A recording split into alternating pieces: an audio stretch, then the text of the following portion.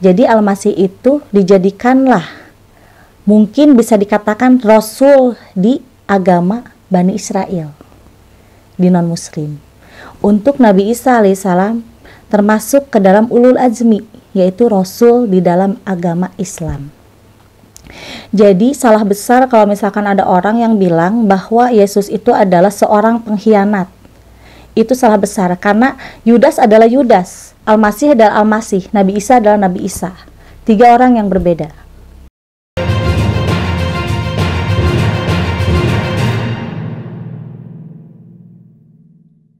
Assalamualaikum warahmatullahi wabarakatuh. Jumpa lagi dengan saya Anggra Putri Tania. Dan kali ini saya akan membahas tentang siapakah Yesus. Sebelum kita lanjut, jangan lupa like, share, and subscribe IMP Entertainment News Channel. Terima kasih.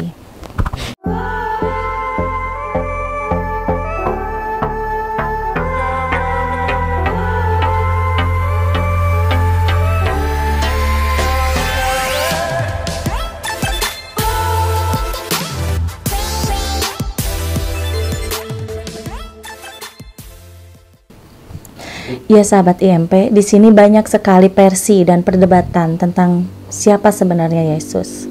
Padahal sesungguhnya sudah ada di dalam keterangan Quran surat ya. Kalau kita di Islam itu ada di dalam keterangan Quran surat Ali Imran, ada di dalam keterangan Quran surat An-Nisa. Dan untuk di dalam kitab Nasrani itu tertera di dalam Alkitab Yohanes, di dalam Alkitab Markus.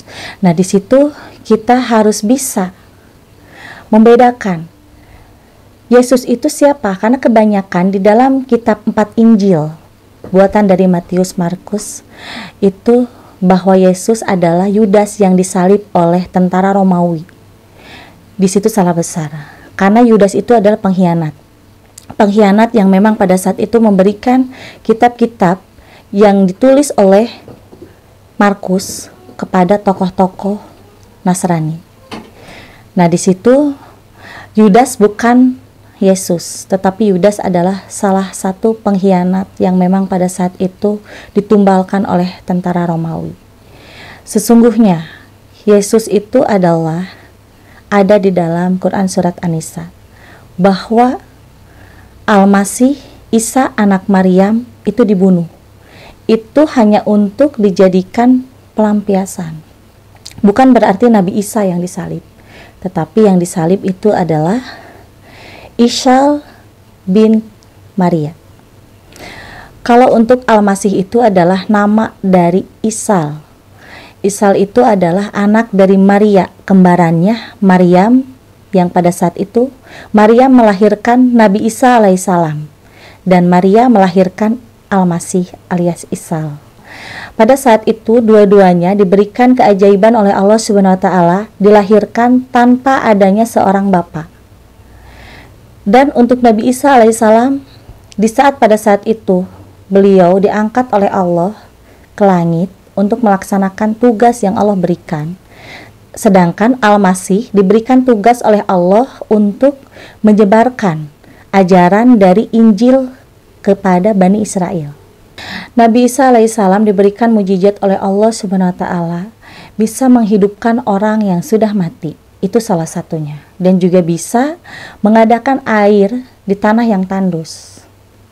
Untuk mujizat Al-Masih anak Maria itu diberikan kesucian di dalam rohani yang harus diamalkan kepada orang-orang Bani Israel.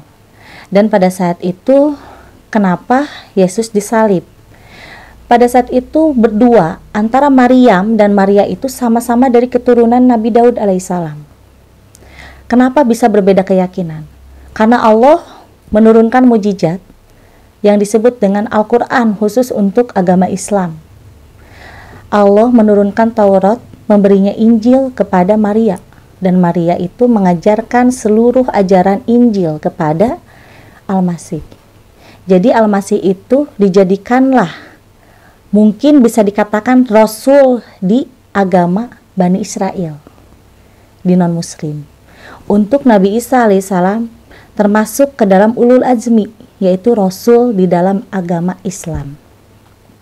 Jadi salah besar kalau misalkan ada orang yang bilang bahwa Yesus itu adalah seorang pengkhianat. itu salah besar, karena Yudas adalah Yudas, Al-Masih adalah Al-Masih, Nabi Isa adalah Nabi Isa. 3 orang yang berbeda. Untuk Yesus, kenapa bisa dikatakan Al-Masih? Kenapa bisa dikatakan Roh Kudus juga? Karena mempunyai kerohanian, kesucian, jiwa yang sangat bersih.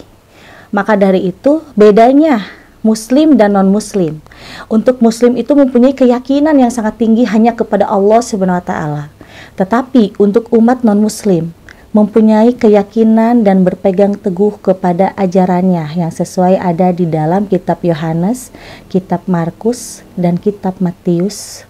Nah, di situ banyak sekali hal-hal tentang Injil yang tertera di dalam kitab-kitab atau Alkitab di dalam non-Muslim. Yang tadi saya sebutkan salah satunya, bahwa suci dalam tunggal. Suci dalam tunggal itu ada di dalam kitab Yohanes ya, ayat 3.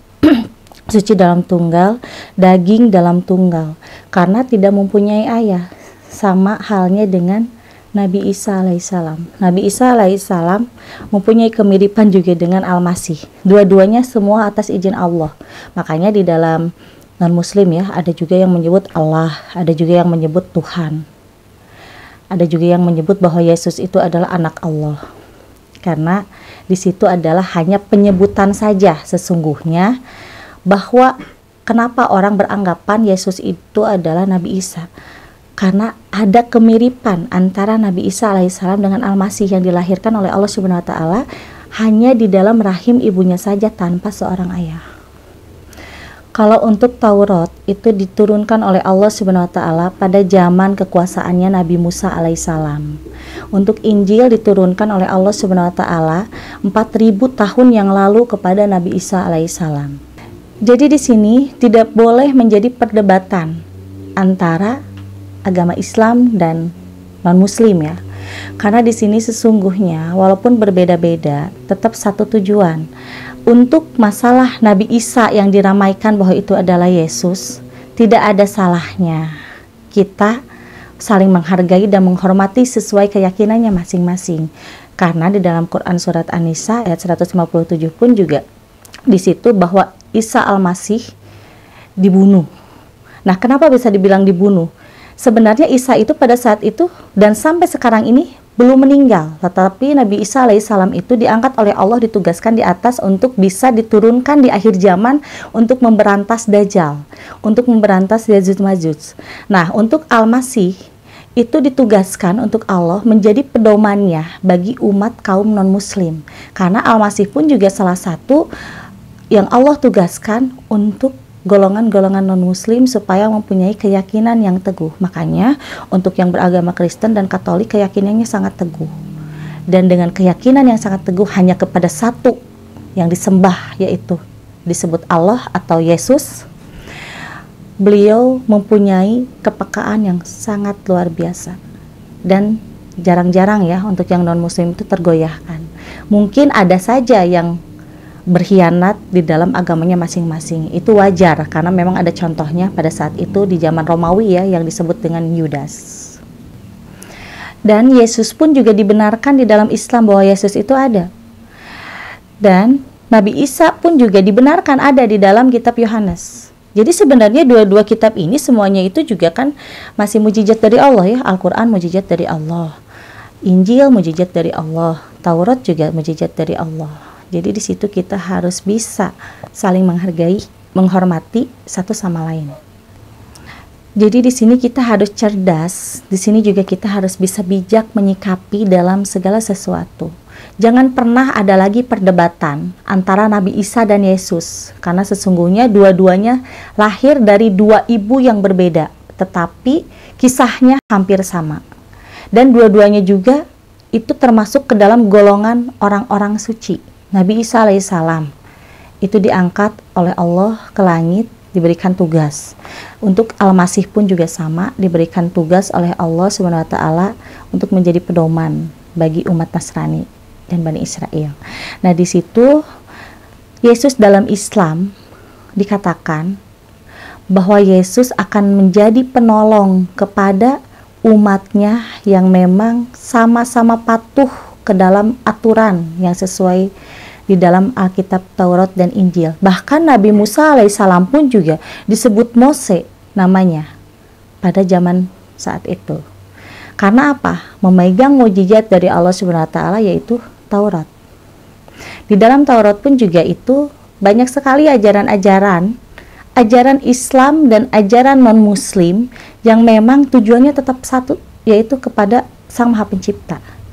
Antara kiamat, non-muslim dan muslim pun mempercayainya karena ada di dalam rukun iman. Untuk masalah takdir, dua-duanya juga sama meyakini, karena ada juga di dalam Al-Quran, Taurat, Injil, dan Zabur. Banyak versi yang memang menyatakan bahwa Ihsanul Kafirin yang disalib itu adalah sahabat Nabi ataupun yang menyeleweng dari aturan agama yang berkhianat ya. Padahal sesungguhnya itu salah besar. Karena sesungguhnya yang disalib itu adalah Al-Masih, anak dari Maria. Yang memang Al-Masih pun juga bisa dikatakan Rasulnya Bani Israel. Nah, kadang banyak orang yang fanatik ya kepada non-muslim. Katanya kalau non-muslim bilang assalamualaikum kepada muslim gak boleh dijawab karena itu adalah orang kafir gitu. Kafir itu yang seperti apa dulu? Kafir itu adalah orang Yahudi yang membunuh saudaranya atau membunuh satu sama lain antar manusia atau antar umat. Nah, itu baru golongan orang kafirin. Tetapi kalau non-muslim yang taat kepada aturan agamanya, itu tetap non-muslim yang memang masih Allah ciptakan sebagai orang yang beriman. Karena non-muslim dan yang muslim pun juga itu sama-sama diwajibkan untuk beriman kepada hal yang diyakininya. Contohnya, golongan orang kafir itu yang seperti apa? Beda halnya dengan Nabi Khidir alaihissalam, seorang nabi yang pada saat itu membunuh anak kecil karena takut ke depannya anak kecil ini akan merusak orang tuanya ataupun orang banyak, daripada hidup mendingan mati supaya tidak merusak. Nah, untuk golongan kafir yang memang pada saat itu golongan orang Yahudi saling membunuh itu tanpa sebab, karena dengan hawa nafsu kekuasaan. Nah, untuk golongan orang kafir pun juga banyak yang mengadu domba.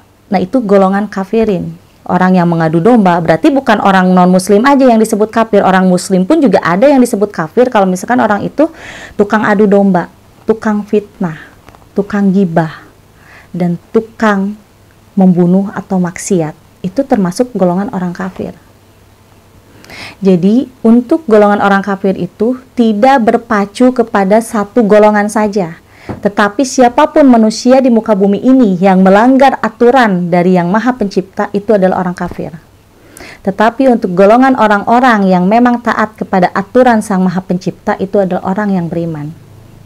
Nah, ini untuk golongan orang muslim ya, banyak sekali yang ahli ibadah tetapi tidak bermadhab. Sesungguhnya usul madhab itu sangat penting, karena bagi orang yang ahli ibadah tidak bermadhab, apa yang dia lakukan tidak bisa dipertanggungjawabkan nantinya. Karena kita penting untuk bermadhab itu supaya apa yang kita lakoni itu ada penanggung jawab. Berarti yang ahli ibadah tidak bermadhab itu hukumnya mubah dalam menjalankan sesuatu yang dia lakukan. Nah, sahabat IMP, surga dan neraka itu berlaku kepada seluruh umat Islam dan tidak membeda-bedakan agama. Untuk surga, siapapun juga bisa masuk, asalkan itu adalah golongan orang yang beriman. Untuk neraka, bisa masuk karena golongan orang-orang yang disebut dengan golongan orang kafir. Jadi, seperti non-muslim yang mengucapkan salam, tidak ada salahnya kita menjawab waalaikumsalam. Dan banyak sekali diperdebatkan tentang selamat Hari Raya Natal ya. Nah, katanya orang Islam gak boleh mengucapkan selamat Hari Raya Natal karena sama dengan mendukung gitu. Padahal sesungguhnya kita kan sesama umat muslim harus bisa saling menghargai, menghormati, dan saling memuji. Seperti halnya non-muslim pun juga mengucapkan selamat Hari Raya Idul Fitri kepada muslim. Yang muslim pun juga mengucapkan kepada non-muslim selamat Hari Raya Natal. Itu termasuk ke dalam pujian. Segala puji bagi Allah. Hudus ala hudus ya, yang pernah saya bahas sebelumnya. Bahwa kita harus memuji kepada Allah. Kita harus memuji kepada setiap makhluknya. kita pun juga harus memuji kepada seluruh yang Allah ciptakan. Jadi kita mengucapkan selamat hari raya Natal dan kita menjawab salamnya dari non-muslim itu tidak jadi masalah dan tidak ada kata haram. Jadi untuk sahabat IMP, kita harus bisa belajar ya. Jangan pernah kita merasa diri kita pintar. Jangan pernah kita menilai orang salah. Tetapi sesungguhnya seluruh makhluk ciptaan Allah, Allah berikan pemikiran, Allah berikan hati nurani. Di situ kita harus bisa mengelola supaya kita bisa mengimbangi antara yang baik dan yang buruk. Yang buruk kita harus tinggalkan sedikit demi sedikit. Memang kalau misalkan untuk secara langsung kita menghindari dari hal-hal buruk itu tidak bisa. Karena sesungguhnya manusia itu tempatnya salah. Nah, jangan selalu dijadikan manusia itu tempatnya salah yang dibuat oleh diri kita sendiri. Tetapi di situ kita harus bisa mengolah. Lahirkanlah kebaikan-kebaikan yang ada di dalam diri kita, karena kebaikan itu banyak sekali caranya, dan jauhilah akhlak buruk yang ada di dalam diri kita. Insya Allah kita akan senantiasa damai, dan Allah pun juga akan memberikan perlindungan kepada seluruh umatnya, baik itu muslim ataupun non muslim. Ya sahabat IMP, jadi sekali lagi saya di sini memohon ya kepada kalian semua, jangan pernah fanatik, jangan pernah punya sifat munafik, dan segala sesuatu, semua umatnya Allah, kita harus bisa saling menghargai, menghormati, dan mengasihi. Saya pamit undur diri. Insya Allah nanti kedepannya saya akan membahas lagi tema yang lainnya. Wassalamualaikum warahmatullahi wabarakatuh.